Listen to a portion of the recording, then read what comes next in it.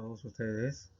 En este caso les habla el maestrante, el profesor Jean-Paul Gotopo, referente al tema de la lingüística cognitiva como requisito para el curso de pragmática. En este caso vamos a hablar de la lingüística cognitiva y vamos a primeramente abordar lo que es la corriente del cognitivismo. El cognitivismo es un modelo teórico de reciente aparición que aborda el lenguaje no de manera independiente, sino como un aspecto de los procesos generales de la cognición humana, lo vamos a ver más adelante. A diferencia de otras perspectivas, en la lingüística cognitiva el significado lingüístico recibe el tratamiento privilegiado y se convierte en el punto de partida de cualquier investigación. Esto ha sido tomado de la semántica cognitiva por Luis Unceta Gómez. Así que la lingüística cognitiva estudia precisamente la relación entre el conocimiento lingüístico y los diversos procesos cognitivos, ¿no? Como por ejemplo la percepción, la memoria, la atención, categorización, clasificación y otros más, ¿no? Así que de esta manera la lingüística cognitiva no es una teoría homogénea, sino que es un marco heterogéneo de teorías acerca de la lengua, ¿no? En relación obviamente con estos procesos cognitivos.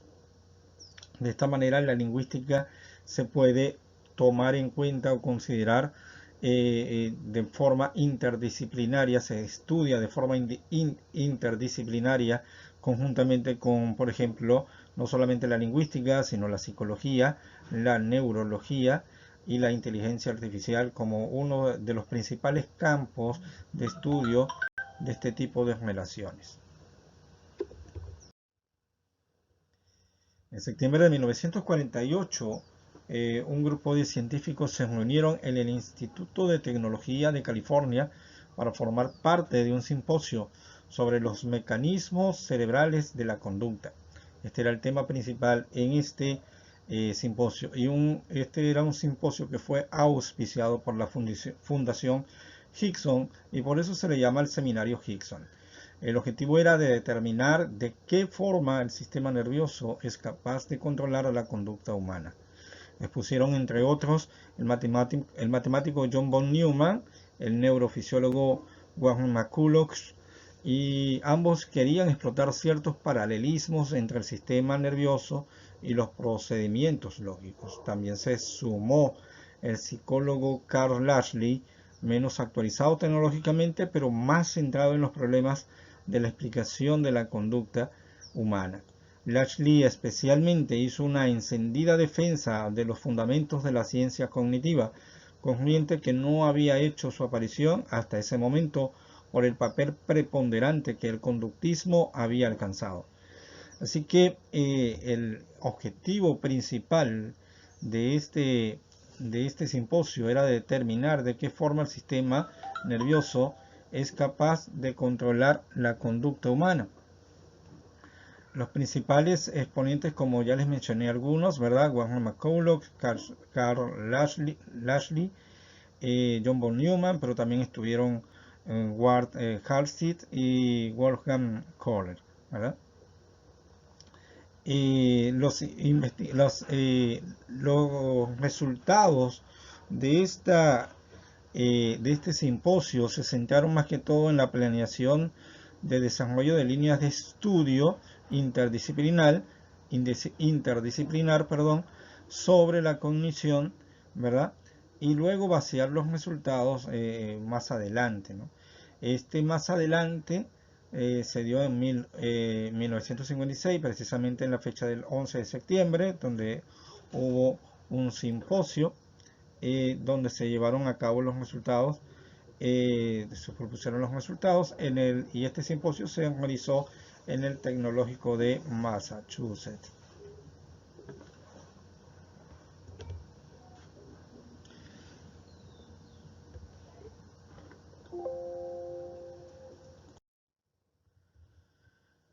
Por allá, como antecedentes, podemos colocar en primera instancia a Noam Chomsky en los años 70 con sus estudios acerca de la adquisición de la segunda lengua y la noción de interlengua, ¿no? Son nociones que dieron a entender, ¿verdad?, de una explicación acerca de lo que es el aprendizaje y de los procesos cognitivos participantes en el aprendizaje o adquisición de una lengua, y esto dio pie o inicio a estos estudios interdisciplinarios y a estos estudios propuestos dentro del marco teórico de la lingüística cognitiva. ¿Okay? Paradójicamente, la lingüística cognitiva se desarrolló a tal punto que actualmente niega los postulados de Chomsky, y vamos a ver cuál de esos postulados son negados. Mientras que Chomsky postula el innatismo, que es la idea que propone que el ser humano ya nace con estructuras a través de las cuales se accede al lenguaje, la lingüística cognitiva, por el contrario, propone que esas estructuras y códigos del lenguaje son aprendidas y de cierta manera, vamos a ver un poco más adelante, las planteas como estructuras o aprendizajes, digamos, que son eh, interdependientes con otros procesos, ¿no? No son dependientes, no son independientes, perdón. Mientras que Chomsky plantea el modularismo, que propone que el cerebro, ¿verdad?, está dividido en módulos y cada módulo se encarga de un proceso distinto, ¿verdad? La lingüística cognitiva propone la teoría unitaria de la mente, donde se mira de manera holística al cerebro, se mira de manera holística los procesos que se realizan en el mismo, ¿verdad? Y por lo tanto todo está íntimamente relacionado. ¿Okay? Eh, en base o con base a la teoría unitaria de la mente, ¿verdad? El lenguaje es visto como una capacidad integrada a la cognición general.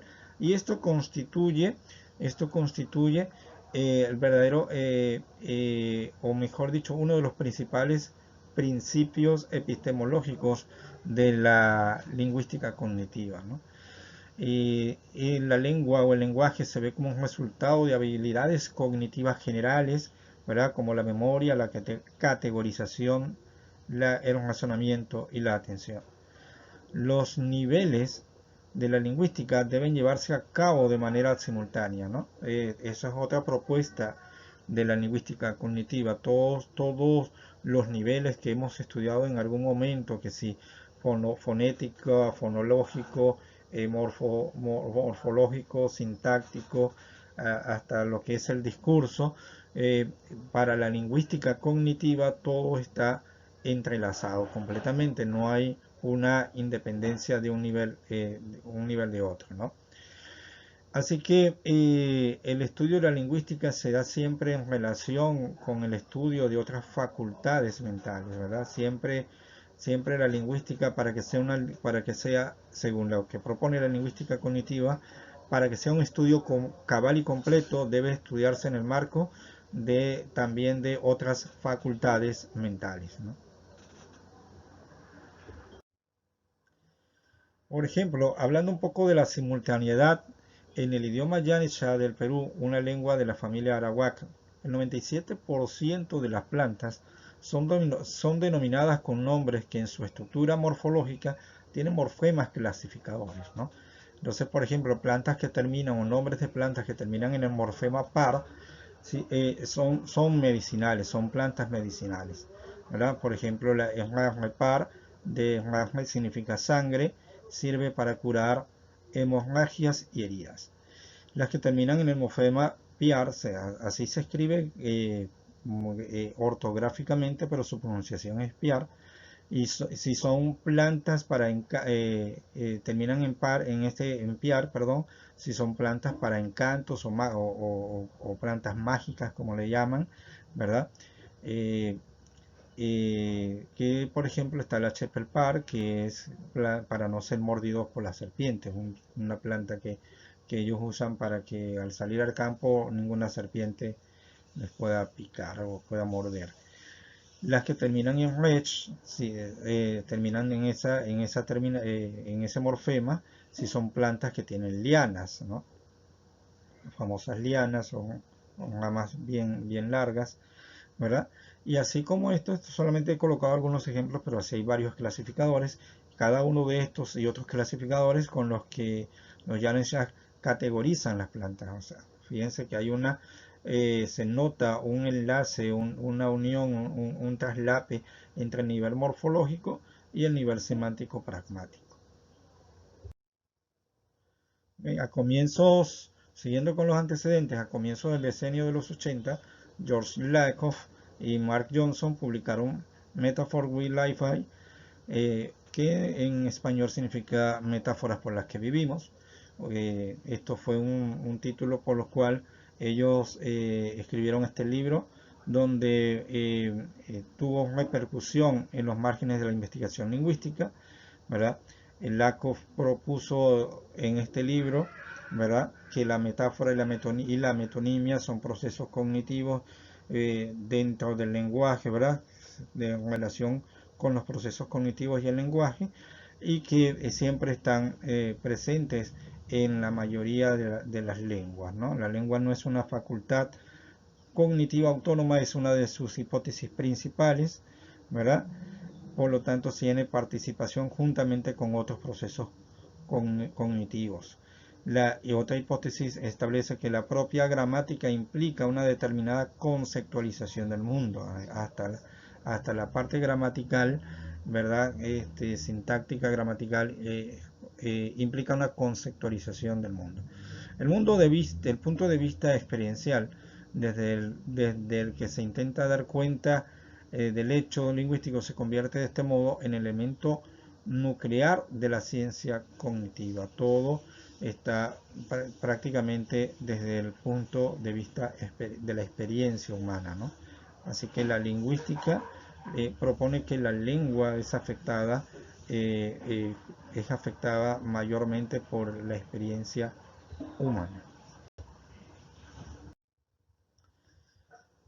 Okay. La lingüística cognitiva, dentro de su elaboración investigativa, propone unas teorías generales, tales como la teoría de prototipos, quien busca patrones y semejanzas. La semántica cognitiva es la que se basa en que los seres humanos aprendemos de la realidad según la capacidad cognitiva del mismo ser, y la teoría de la metáfora, donde se lleva a cabo procesos mentales del procesamiento de información abstracta a partir de conceptos conceptos concretos, ¿no?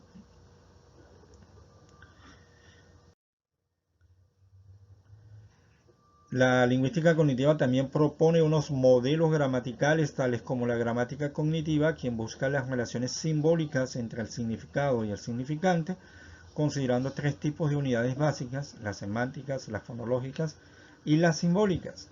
Luego la gramática de construcción, la cual es la asociación del polo semántico, quien estudia los signos lingüísticos, y el polo fonológico, que tiene que ver con la manera correcta en que se debe pronunciar tales conceptos o tales palabras, ¿no?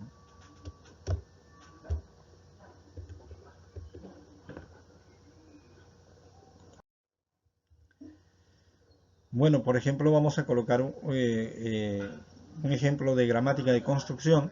En el idioma Nanti de Perú, ¿verdad?, la palabra panco significa casa, ¿verdad? No, pongo el guión como corresponde en la lingüística, en la parte de la morfología, ¿verdad?, para indicar que es un prefijo, ¿verdad? Es un morfema que denota la posesión en primera persona, de primera persona, o concordante con la primera persona del singular. Entonces, para decir mi casa en Nanti se diría no banco, no panco, sino no banco, ¿verdad?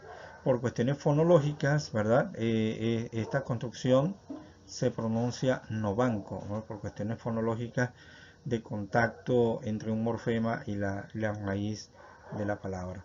Y esto nos hace ver, ¿no?, ¿verdad?, tipo de gramática de construcción. Ellos no lo aprenden como una regla, tiene que pronunciarse así, sino que en su estructura subyacente mental ya saben cómo se debe pronunciar esta estructura o esta construcción gramatical. Luego viene la categorización. Las categorías son entidades graduales donde existen elementos que tienen la posición central. A dichos elementos se les denomina prototipos, ¿no? Entonces está lo que es la categorización, que es, digamos, de entre varios elementos se agrupan en situaciones o marcos que les asimilan o les otorgan características similares. La teoría del prototipo, acuñado por el filósofo Wittgenstein, ¿verdad? Esta aproximación parte de la premisa de que las categorías carecen de márgenes nítidos, por lo que la pertenencia de sus miembros no se puede determinar por medio de condiciones necesarias y suficientes, sino que se trata más bien de una cuestión de grado, ¿no? Dependiendo, recordemos que no todas las similitudes que les dije anteriormente en las que se agrupa una cantidad de elementos X, ¿verdad? van a ser totales o absolutas, ¿no? No es lo mismo decir, hay gente que propone las palabras gordo y obeso como sinónimos, sin embargo, hay personas que les duele una palabra más que otra, o sea, un calificativo más que otro. A algunos les duele más que les digan obeso a que le digan gordo, qué sé yo, ¿no? Eso tiene que ver con esta categorización, ¿no? La teoría de prototipos propone una concepción de las categorías como clases heterogéneas y no discretas que dependen de la cognición, en las que habría algunos miembros más representativos de la categoría que otros. Esta concepción de la que hay un miembro que sería más representativo que otros es un concepto que viene dado por Roche, citado por Aguilar en Introducción a la Lingüística Cognitiva, ¿verdad? Y esto así definió Roche lo que es el prototipo, es el ejemplar más representativo de una categoría. Vamos a ver el siguiente ejemplo, ¿verdad? Tenemos la categoría aves, ¿verdad? ¿Cuál es el prototipo de la categoría aves? Oye, cuando nosotros pasamos por nuestra mente aves, nos imaginamos un pájaro que vuela, que es capaz de volar, ¿verdad? Que puede emitir cantos, ¿verdad? Que tiene alas, tiene plumas, ¿verdad? Pero por ejemplo, la gallina no es si bien es considerado un ave de corral, pero no se puede decir, al igual que el pingüino, que son los más representativos de esta categoría de aves. Cuando una persona generalmente cuando una persona escucha la palabra aves, viene a su mente un águila, por ejemplo, o un pájaro cantando en un árbol, ¿no? Entonces, pero ¿por qué la gallina y el pingüino no son tan representativos como el águila o como el ruiseñor?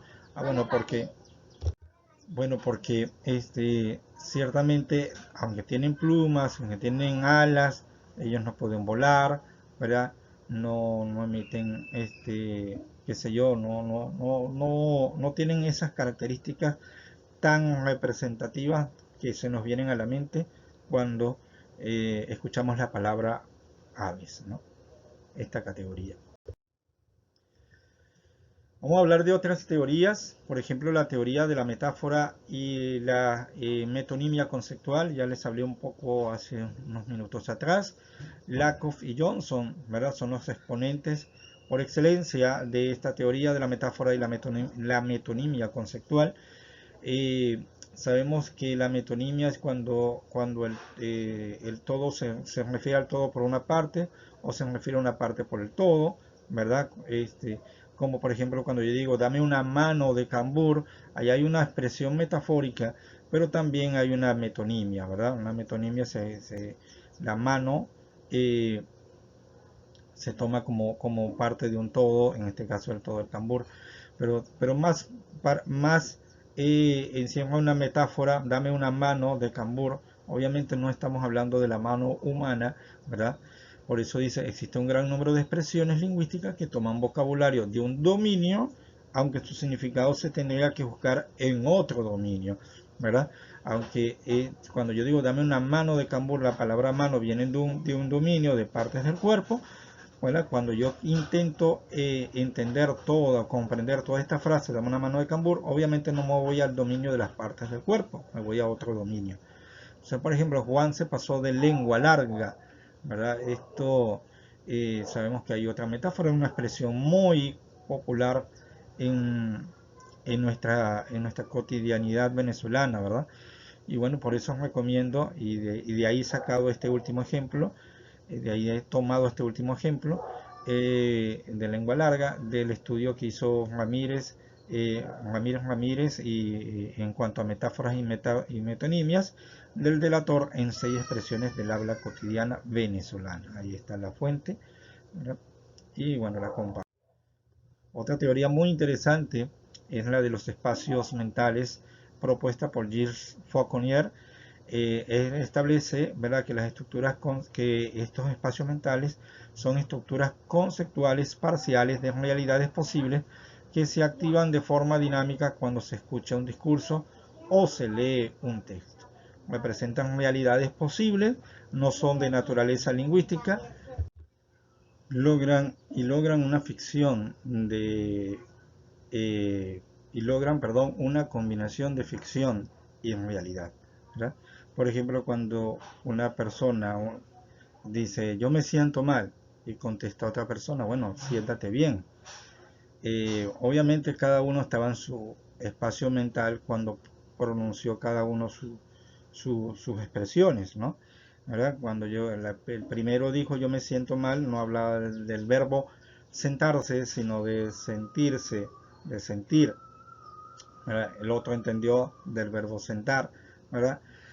Estuvo, o digamos que el espacio mental de este segundo no estuvo en concordancia con el espacio. Por eso se dice que es parcial, por eso se dice que no es totalmente real, ¿verdad? No plasma la realidad, ¿ok? Entonces es una realidad posible. Era posible que se estuviesen refiriendo al verbo sentarse, pero no era lo real.